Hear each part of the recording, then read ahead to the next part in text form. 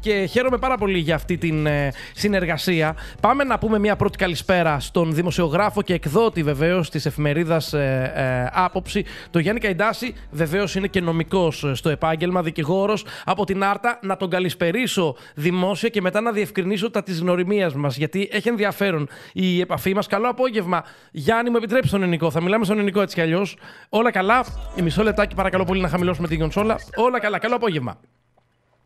Σε σένα και τους ακροατές μας. Χαίρομαι πάρα πολύ. Θέλω λίγο, για να μην, επειδή είμαι φλίαρος, για να βάλω λίγο την κουβέντα. Η γνωριμία μας προέκυψε ως εξής. Εγώ διάβαζα την ιστοσελίδα σου και βεβαίως το σχόλιο σου, το οποίο είναι πάντα μεστό και στοχευμένο, γιατί περισσότερο οι αναγνώστες διαβάζουν και το ρεπορτάζ, αλλά θέλουν και την άποψη του δημοσιογράφου και του εκδότη. Και κάποια στιγμή λοιπόν η αδερφή μου λέει ότι ήμουν συμφοιτητής με τον Γιάννη τον Καϊντάση στη νομική. Τον γνωρίζεις, είναι έγκριτος δημοσιογράφος και κάνει μια πολύ καλή δουλειά στην Άρτα. Και της λέω σοβαρά, δεν το ήξερα. Οπότε η αδερφή μου είναι ο ηθικός αυτουργός της δικής μας επαφής αυτή τη στιγμή. Και θέλω έτσι να το πω, γιατί πραγματικά είχε το ενδιαφέρον. Η Σοφία, δεν θέλω να πω χρονολογίες, αλλά ήμασταν από το πρώτο χρόνο μαζί συμφοιτητές στη νομική. Ήταν από τις πρώτες παρέες που δημιουργούνται στις σχολές. Και δέσαμε πραγματικά. Σημείο αναφοράς βέβαια ήταν ότι βρισκόμαστε, η Άρτα με τη Λευκάδα είναι πάρα πολύ κοντά. Οι Αρτινοί πηγαίνουν στη Λευκάδα για τις διακοπές τους. Είναι ένα κοντινό, το πιο κοντινό νησί, τέλος πάντων, αν μπορούμε να το χαρακτηρίσουμε νησί. Σωστά. Και είχαμε επαφές ακόμα και το καλοκαίρι. Τότε να σκεφτείς, δεν υπήρχαν και κινητά τηλέφωνα, οι επαφές ήταν πιο ανθρώπινες, πιο πολύ διαζώσεις. Δέσαμε πολύ με την Σοφία. Σωστά. Και βέβαια τότε συνεργαστήκαμε και ως δικηγόροι, ανταλλάσσοντας υποθέσεις και εξυπηρετώντας ο ένας τον άλλον στις πόλεις μας, στα πρωτοδικεία μας. Βεβαίως. Είχα ακούσει σένα από πολύ μικρός, όταν ήσουν μικρότερος ναι. Αλλά πολλές φορές δεν δίνουμε και τόσο σημασία. Έτσι είναι. Είναι ένα έρθει το κατάλληλο ερέθισμα. Θέλω να πω λίγο στους φίλους ακροατές ότι σήμερα είναι διπλή χαρά που σε έχουμε εδώ. Διότι η κυκλοφορία της εφημερίδας συμπίπτει με τον ένα χρόνο έκδοσης.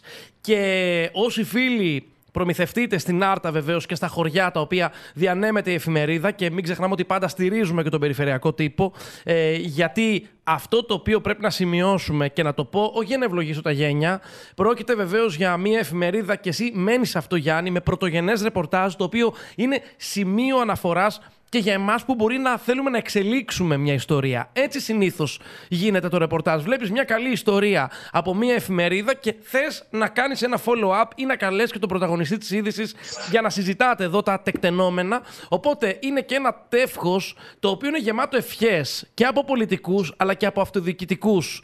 Οπότε λοιπόν νιώθω σήμερα πως πρέπει να έχεις μια χαρά που βλέπεις ότι όλοι αυτοί που εύχονται στην εφημερίδα, από τον βουλευτή, βλέπω εδώ πέρα, από την κυρία Γεροβασίλη, τον κύριο Γκόκα, τον δήμαρχο Αρτέων και άλλους πολλούς, στηρίζουν όλη αυτή την προσπάθεια που την έχει ανάγκη ο τόπος γενικότερα. Οι προσπάθειες του τύπου πάντοτε είναι σημαντικές και από όταν ήμουν έξω από το χορό το έβλεπα, πάντα στήριζα και πάντα θα στηρίζω. Θεωρώ ότι είναι το προπύργιο, αν όχι της δημοκρατίας, όπως λέμε, τουλάχιστον της ελεύθερης σκέψης. Νομίζω ότι αυτός ο χρόνος για μένα είναι και εκτός από την χαρά, γιατί ολοκληρώθηκε ουσιαστικά ένας κύκλος συγκεκριμένου αριθμού εκδόσεων και μας δίνεται η ευκαιρία, όπως όλες γενικά οι εργασίες, να καθίσουμε λίγο κάτω και να επαναπροσδιορίσουμε λίγο τις θέσεις μας, να δούμε που κάναμε τα λάθη μας, να δούμε τι πρέπει να κάνουμε στο μέλλον.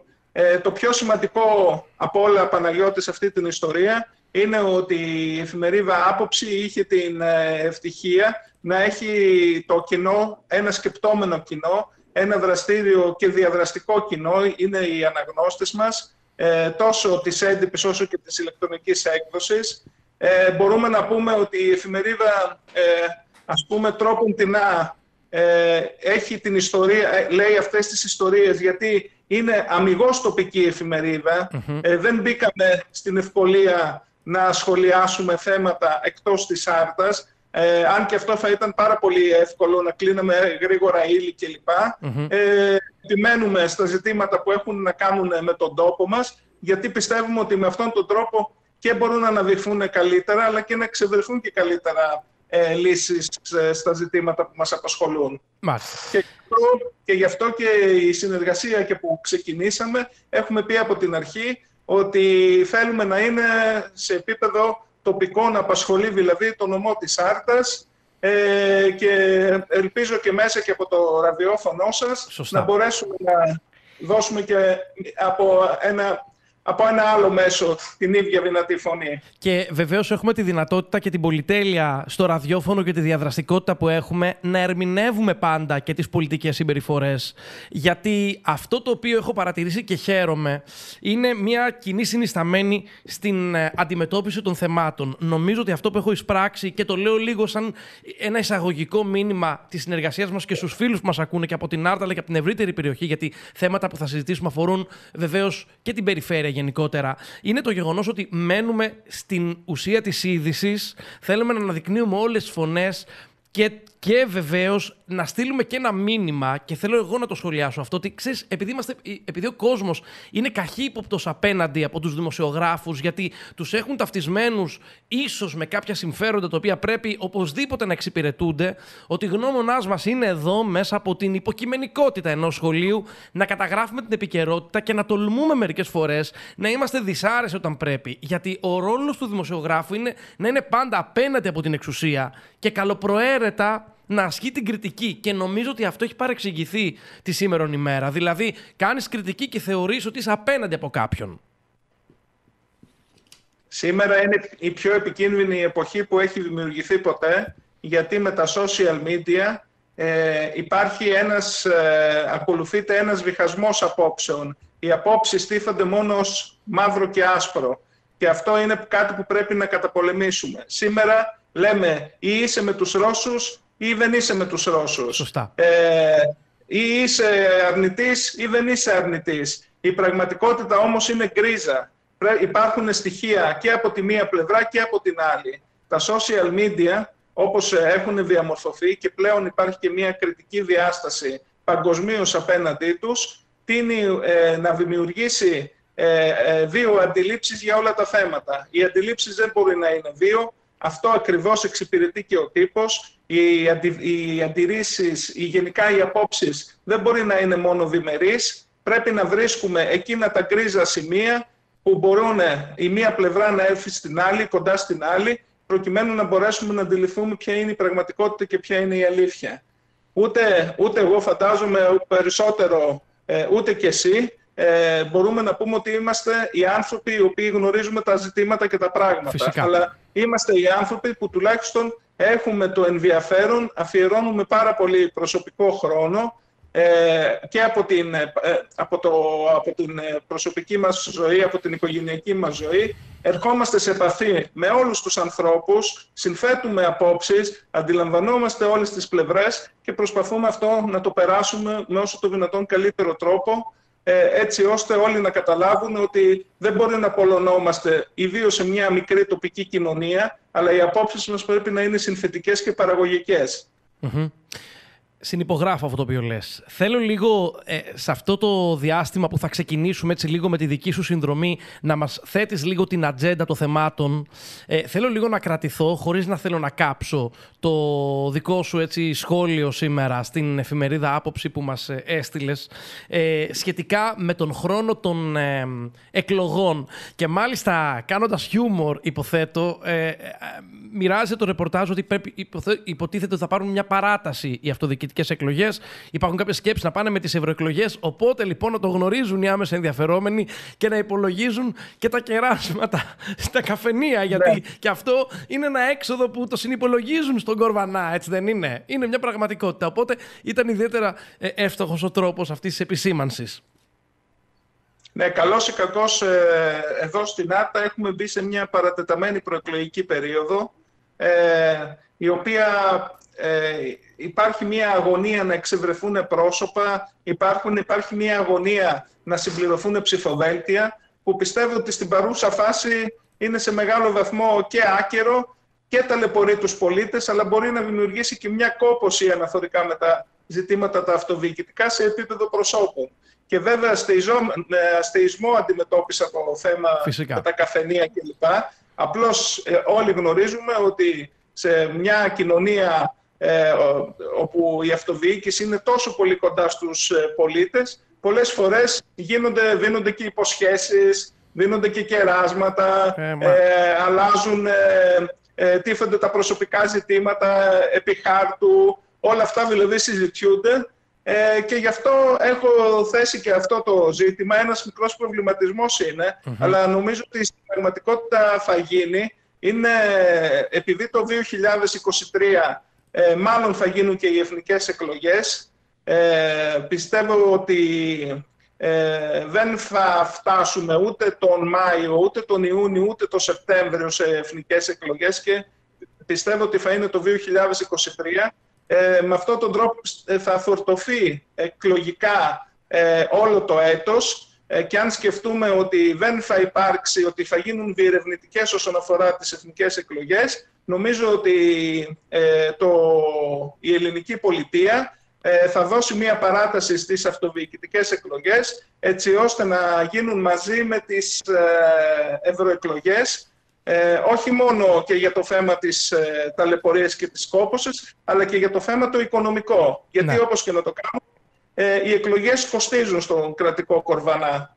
Σωστά. Σημαντική επισήμανση. Θέλω λίγο να μείνω σε αυτό που είπε στην παρατεταμένη προεκλογική περίοδο. Βέβαιως, εντάξει, το ρεπορτάζ τρέχει και για όλους τους δήμους. Δηλαδή, κακά τα ψέματα, νομίζω ότι ένας καθαρός, αν πάμε σε εκλογές όπως προβλέπετε, υπάρχει άλλος ένας χρόνος για να δείξουν το έργο και οι δημοτικές και οι περιφερειακές αρχές. Το έργο τους βεβαίως και αυτό το οποίο έχουν υποσχεθεί στους συμπολίτες μας. Από την άλλη, βλέπω και θέλω να σχολιάσω ότι ο δήμαρχός σας, ο κ. Τσιρογιάννης, είναι ιδιαίτερα ενεργός στο προφίλ του στο Facebook και μάλιστα εμφανίζει σχεδόν καθημερινά και νέους υποψηφίους ή ανανεώνει τη συνεργασία και με άλλους. Δηλαδή θέλω να πω ότι έχει ψηλά την ατζέντα της επόμενης ημέρας ο δήμαρχός σας. Εμείς εδώ τουλάχιστον ακόμα κάνουμε το πηγαδάκι μας, δηλαδή συζητάμε αλλά προσπαθούμε να πάρουμε την επιβεβαίωση από τους δικούς μας ερετούς.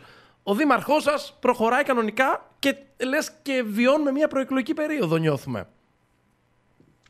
Η πραγματικότητα όπως έχει διαμορφωθεί στον Δήμο Αρτέων είναι λίγο ιδιάζουσα. Για ποιο λόγο? Κυρίως επειδή στην παρούσα φάση ο κύριος Τσιρογιάννης δεν βλέπει κάποιον αντίπαλο απέναντί του, ο οποίος θα μπορούσε να τον αντιμετωπίσει με μια συγκεντρωτική συλλογική, ας το πούμε, υποστήριξη παρατάξεων και προσώπων. Αυτό όμως, παρά το γεγονός ότι θα μπορούσε να τον ευχαριστήσει σε έναν βαθμό, γιατί θα μπορούσε να αξιολογήσει ότι δεν υπάρχει κάποιο ενδιαφέρον, δημιουργεί και μια ανασφάλεια που είναι φυσιολογική. Γιατί δεν γνωρίζει ποιον έχει να αντιμετωπίσει απέναντί του. Ποιος θα είναι αυτός ο οποίος θα τεθεί απέναντί του, προκειμένου, όπως γίνεται γενικά στην πολιτική, να μπορέσει να διαμορφώσει και τη δική του στρατηγική, την πολιτική του στρατηγική βέβαια. Δεν μιλάμε για προσωπικά. Σωστά. Αυτό λοιπόν, γι' αυτό το λόγο, ήδη έχει ξεκινήσει από το Σεπτέμβριο. Ουσιαστικά έχει συστήσει την υποψήφια δημοτική ομάδα από τα άτομα που ήδη είναι εκλεγμένα και αρχίζει σιγά σιγά να αξιοποιεί μια δυναμική που έχει στους προέδρους των τοπικών κοινοτήτων. Για ποιο λόγο? Γιατί πλέον για να είναι κάποιος συνδυασμός υποψήφιος πρέπει να έχει τοπικές κοινότητες σε μεγάλο ποσοστό πλέον. Σε περίπτωση που δεν δημιουργηθούν τοπικές κοινότητες, δηλαδή υποψήφοι από τις τοπικές κοινότητες, ένας συνδυασμός μπορεί να μην έχει τη δυνατότητα να σχηματίσει ψηφοδέλτιο. Γι' αυτό το λόγο λοιπόν χρησιμοποιεί τις προσωπικές του και πολιτικές του επαφές για να δημιουργεί να κλείνει ουσιαστικά τα τοπικά. Μάλιστα. Γι' αυτό βλέπουμε μια τέτοια δραστηριότητα. Αυτή τη στιγμή λοιπόν... Ολοκλήρωσε Γιάννη, συγγνώμη, ολοκλήρωσε. Πώς? Ολοκλήρωσε όλο το σκεπτικό σου. Από εκεί και πέρα, συγγνώμη, σε διέκοψα. Ναι. Από εκεί και πέρα, το έχω επισημάνει πολλές φορές, υπάρχουν δύο ζητήματα. Πρώτον, το πρώτο ζήτημα είναι ότι όλη αυτή η κατάσταση έχει δημιουργήσει και μια επικοινωνιακή κόπωση, γιατί δεν είναι και τόσο ενδιαφέρον για έναν πολίτη να βλέπει, για έναν δημότη, να βλέπει μονίμως τον δήμαρχο να ανακοινώνει υποψήφιους προέδρους τοπικών κοινοτήτων, γιατί δεν έχει να του προσφέρει και τίποτα ουσιαστικά στην καθημερινότητά του. Και το δεύτερο, νομίζω, που είναι εξίσου σημαντικό, είναι ότι υπάρχει όλη αυτή η επικοινωνιακή προβολή, αλλά αυτό που έχει ανάγκη ο κόσμος είναι οι διαζώσεις, η προσωπική επαφή. Δηλαδή, να βγει έξω στον δρόμο, να συζητήσει, να έρθει σε επαφή με τον πολίτη κλπ. Δεν είμαστε και σε ένα μεγάλο κέντρο, τέλος πάντων, που να χρειάζονται διάμεση για να ασκηθεί η πολιτική αυτού του είδους. Μάλιστα. Νομίζω ότι η προσωπική επαφή είναι πολύ πιο σημαντική από τις δημόσιες αναρτήσεις στα κοινωνικά δίκτυα. Από εκεί και πέρα το έχω επισημάνει αυτό το πρόβλημα, το έχω συζητήσει και με τον Δήμαρχο. Αναφέρει ότι έχει πολύ προσωπική εργασία για αυτό το θέμα και θέτει κάπως σε δεύτερο βαθμό αυτό που λέμε το καφενείο. Που το καφενείο στην τοπική μας κοινωνία είναι ο χώρος κατά τον οποίο διαμορφώνονται απόψεις, γίνονται γνωριμίες, ανταλλάσσονται ιδέες και ιδεολογίες και σε μεγάλο βαθμό γίνονται και συμφωνίες. Να συμπληρώσω πάνω σε αυτό, Γιάννη.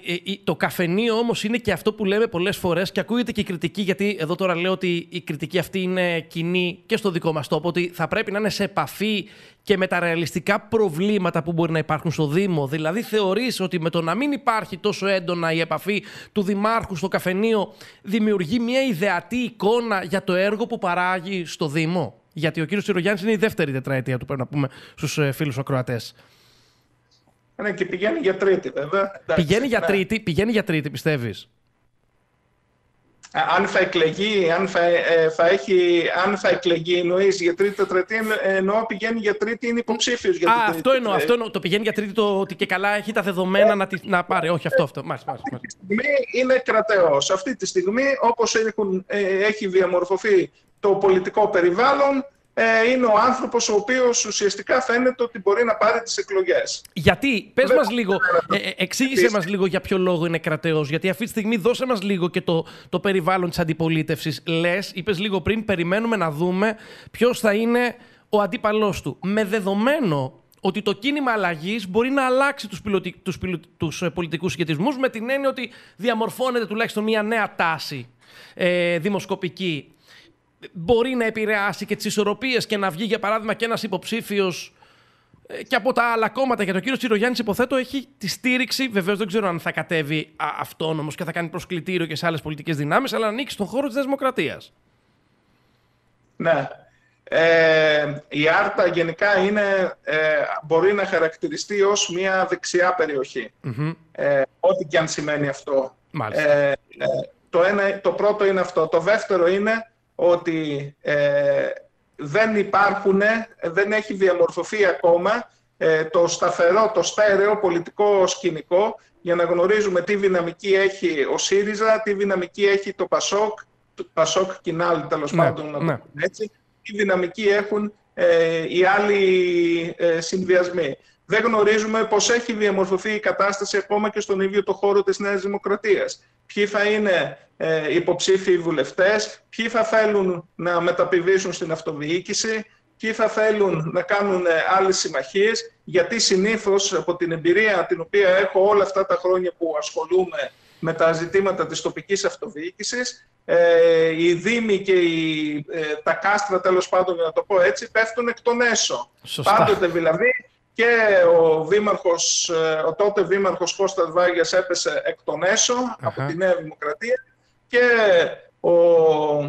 στη συνέχεια ο Παναγιώτης Οικονομίδης έπεσε εκ των έσω, δηλαδή από τον μετέπειτα δήμαρχο τον Γιάννη τον Παπαλέξη, και ο Γιάννης ο Παπαλέξης έπεσε εκ των έσω, δηλαδή από τον τότε υποψήφιο Παύλο Στασινό, ανθυποψήφιό του. Γι' αυτό λέμε ότι δεν γνωρίζουμε τι ακριβώς θα διαμορφωθεί. Δεν είναι μόνο παράγοντες ο αντίπαλος. Ο αντίπαλος είναι γνωστός και μπορείς να διαμορφώσεις στρατηγική για το πώς θα τον αντιμετωπίσεις. Συνήθως ο μεγάλος εχθρός είναι αυτό που λέμε η πέμπτη φάλαγγα. Η πέμπτη φάλαγγα είναι ο εκ των έσω. Σωστά. Σωστά. Πολύ σωστές επισημάνσεις, φίλε Γιάννη. Πολύ σωστές επισημάνσεις, νομίζω, λες. Αυτή τη στιγμή, λοιπόν, όπως είπαμε, όλα τα δεδομένα είναι ρευστά. Αν σε ρωτούσα, αυτή τη στιγμή πήγαμε σε εκλογές με ένα νέο αυτοδιοικητικό νόμο. Δεν ξέρω αν λειτουργήσε αυτή η σύνθεση απόψεων. Πώς, για παράδειγμα, συνδιαμορφώθηκαν οι τάσεις στο Δημοτικό Συμβούλιο Αρτέων? Δηλαδή, ο κύριος Τσιρογιάννης έχει την πρωτοβουλία των κινήσεων αυτή τη στιγμή. Ακούγεται βεβαίως και η αντιπολιτευτική κριτική. Αν σε ρωτούσα πώς διατηρεί την πρωτοβουλία των κινήσεων και ποια ίσως είναι τα τροτά του σημεία, τι θα μου απαντούσες? Τα τροτά του σημεία είναι ότι χρησιμοποιεί εξ ανάγκης, βέβαια, τα ίδια πρόσωπα εδώ και 2 τετραετίες, στα οποία αλλάζουν μόνο θέσεις, δηλαδή από αντιδήμαρχος πολιτισμού γίνεται αντιδήμαρχος οικονομικών, από αντιδήμαρχος καθαριότητας γίνεται αντιδήμαρχος πρασίνου, από πρόεδρος νομικού προσώπου. Όλα αυτά, λοιπόν, έχουν δημιουργήσει μία επανάληψη ίδιων προσώπων στις ίδιες θέσεις. Ουσιαστικά είναι αυτό που λένε «έλα εδώ εσύ, πήγαινε εσύ εκεί». Ναι. Η εξουσία, δηλαδή, όπως με τα πλαίσια τώρα της αυτοδιοίκησης, για να μην το πω καλύτερα εξουσία, να το πω η διαχείριση, εφαρμόζεται από τα ίδια πρόσωπα, τα οποία και αυτά σε μεγάλο βαθμό αντιμετωπίζουν και μία κόπωση. Και να σας πω τώρα και ποια είναι και η πραγματικότητα, ότι μπορεί να φαντάζονται πολλοί ότι μια έμιση θέση είναι ικανοποιητική κλπ. Αλλά ένας άνθρωπος ο οποίος είναι επαγγελματίας, οικογενειάρχης, ένας άνθρωπος ο οποίος μπορεί ακόμα και να έχει αγροτικές εργασίες ή δουλειές κλπ. Σε μεγάλο βαθμό η ενασχόληση μόνο με τα ζητήματα της αυτοδιοίκησης τον θέτει εκποδών όλων των άλλων πραγμάτων, με αποτέλεσμα να υπάρχει και μεγάλη συναισθηματική και προσωπική πίεση. Μάλιστα. Νομίζω όμως κατά τα άλλα ότι ο κύριος Τσιρογιάννης εργάζεται νυχθημερών, προσωπικά είναι αφοσιωμένος σε αυτό που κάνει. Τώρα το ζήτημα είναι ότι μέχρι στιγμής δεν έχει υπάρξει κάποιο μεγάλο έργο το οποίο να έχει κάποιο αποτέλεσμα το οποίο θα μπορούσαμε να πούμε ότι θα είναι το σημείο αναφοράς της δημαρχίας του. Δηλαδή τώρα οι πεζοδρομήσεις, οι πλακοστρώσεις κλπ. Σε μεγάλο βαθμό δεν είναι και κάτι το οποίο είναι καθημερινότητα. Πολιτικό. Είναι καθημερινότητα. Θες να πεις ότι αυτά είναι μια διαχείριση μιας καθημερινότητας? Θες να πεις ότι δεν υπάρχει το μεγάλο έργο το οποίο να έχει δημοπρατηθεί και να τρέχει και να μπορεί ίσως να πει ότι κοιτάξτε να δείτε, ολοκλήρωσε αυτό? Έχει μεγάλες και σημαντικές εκκρεμότητες, τις οποίες κατά πάσα πιθανότητα προσπαθεί να τις διαχειριστεί όσο καλύτερα μπορεί. Το ζήτημα είναι ότι πηγαίνουν προς τα πίσω, ίσως και ο ίδιος να θέλει να ταυτιστούν με το τέλος της συγκεκριμένης της δεύτερης θητείας του, να είναι δηλαδή η βάση της επόμενης. Αναφέρομαι στο Open Mall, αναφέρομαι στην οριοθέτηση της Κήτης του Αράχθου, που βέβαια εντάξει δεν είναι αμιγώς μια υπόθεση του Δήμου Αρτέων, αλλά σε μεγάλο βαθμό έχει να κάνει με το μέλλον του Δήμου Αρτέων. Αναφέρομαι στο επιχειρηματικό πάρκο, το οποίο υπάρχουν πλέον 3 προτάσεις. Είναι ζητήματα τα οποία τα έχει χειριστεί όλα αυτά τα χρόνια και περιμένουμε κάποιο αποτέλεσμα. Είναι η γέφυρα που θα συνδέσει η νέα γέφυρα του ποταμού Αράχθου. Είναι κάποια ζητήματα τα οποία δεν έχουν ακόμα ολοκληρωθεί, για να το πούμε έτσι. Μάλιστα. Χωρίς αυτό να σημαίνει ότι δεν εργάζεται προσωπικά ο ίδιος ή δεν αφιερώνει χρόνο για όλα αυτά. Σωστά. Η ζωή αναφορικά για αυτή την εργασία του. Δεν ξέρω, πρέπει παρά 10 να σε αποδεσμεύσω, αν δεν κάνω λάθος, έτσι δεν είναι? Πώς? Παρά 10 δεν σε αποδεσμεύω?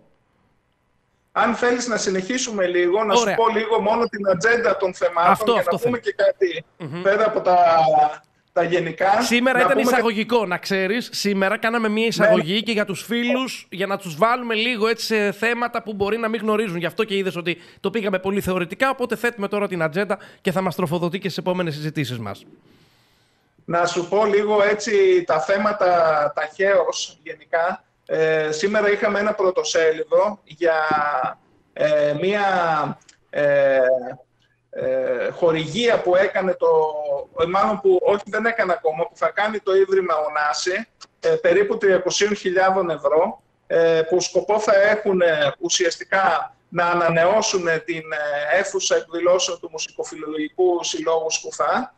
Όπως αναφέρουμε και στο ρεπορτάζ και στο πρωτοσέλιδο που έχουμε, η χορηγία αυτή οφείλεται στις προσωπικές επαφές που έχει μάλλον η τοπική βουλευτής και γραμματέας της κοινοβουλευτικής ομάδας του ΣΥΡΙΖΑ, η Όλγα Γεροβασίλη.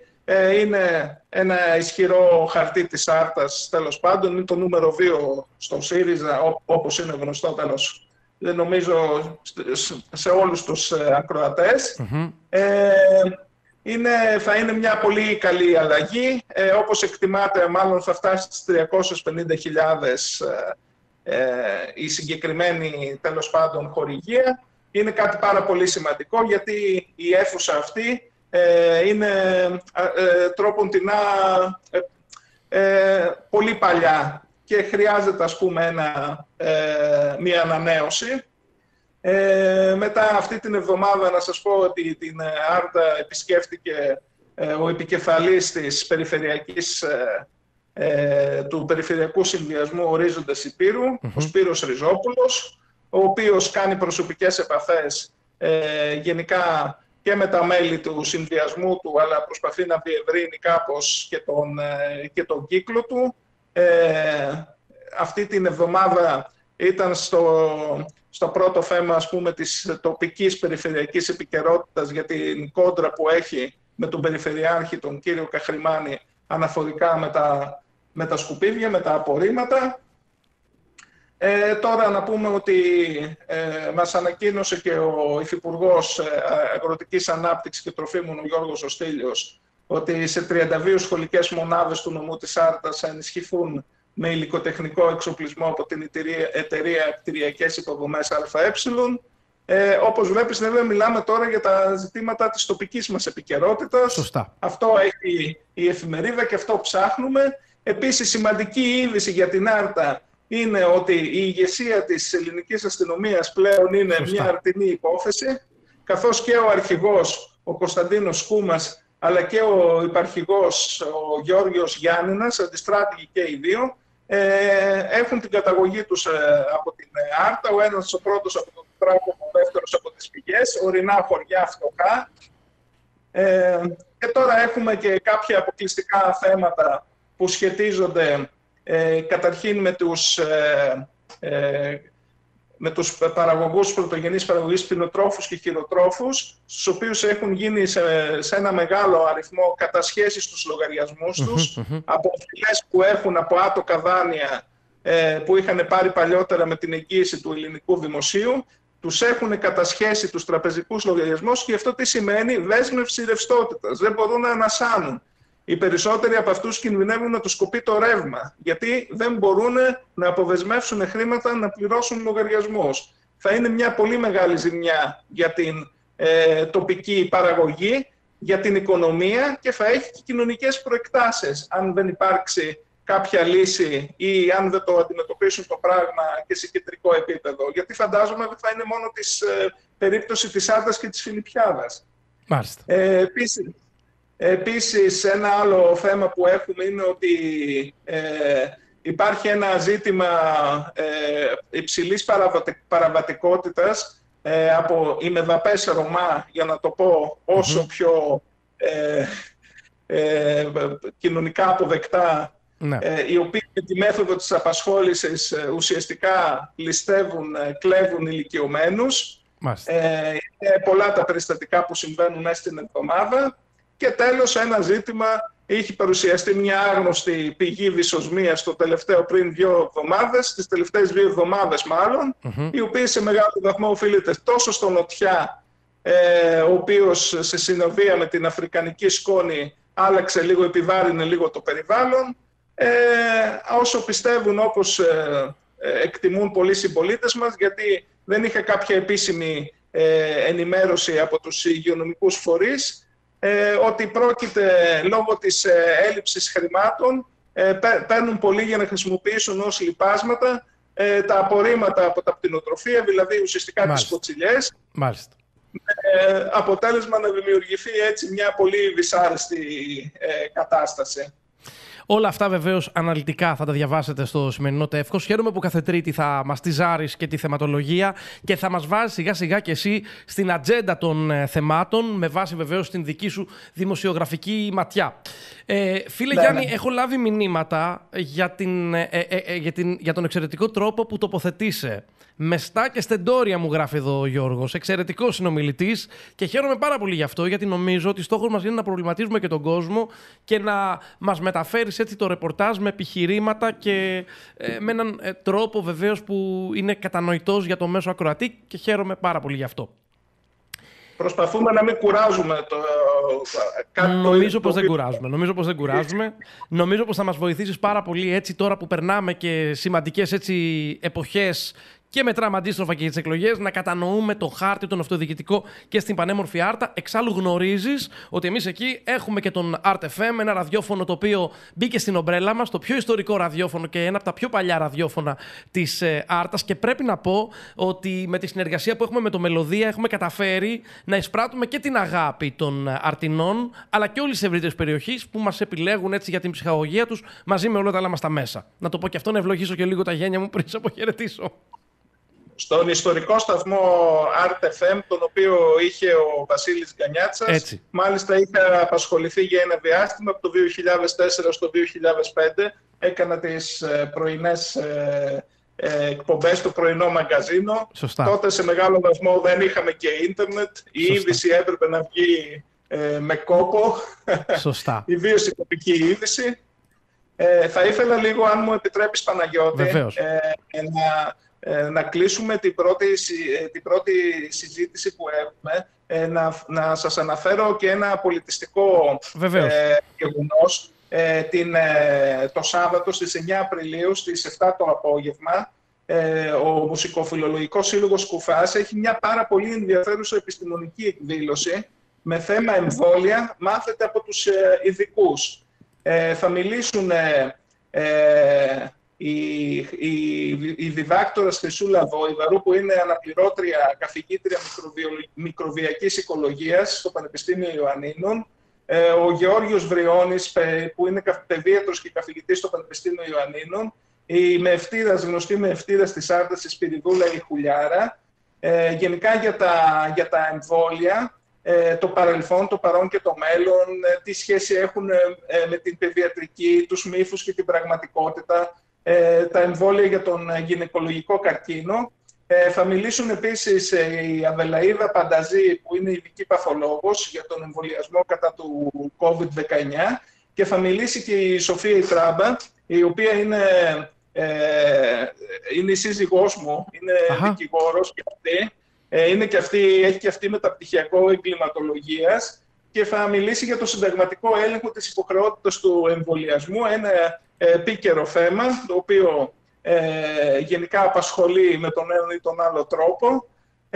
Θα ήθελα να προσκαλέσω εμέσως, πώς είναι τώρα τις μόδες που λένε σύνδρομο Μανχάουζεν δια του αντιπροσώπου. Όποιον επιθυμεί να επισκεφτεί εκείνη τη μέρα το Μουσικοφιλολογικό Σύλλογο Σκουφά. Θα είναι μια ενδιαφέρουσα, επιστημονική μεν, αλλά σε μεγάλο βαθμό θα έχει και στοιχεία εκλαϊκευμένα σε σχέση με το... Γιάννη, σε ευχαριστούμε πάρα πολύ για την παρουσία σου. Νομίζω ότι κύλησε ο χρόνος πολύ ευχάριστα και ανανεώνουμε λοιπόν το επόμενο ραντεβού. Ξέρω ότι είσαι και μπαμπάς και πολύ άσχολος και έπρεπε να βρούμε τον κατάλληλο χρόνο για να τα κάνουμε όλα αυτά, αλλά νομίζω ότι η παρουσία σου ήταν καταλυτική σήμερα και σε ευχαριστώ διπλά και από καρδιάς. Να είσαι καλά, Παναγιώτη. Ευχαριστώ πολύ. Καλή συνέχεια σε εσένα και τους ακροατές σου. Καλό σας απόγευμα. Καλό βράδυ.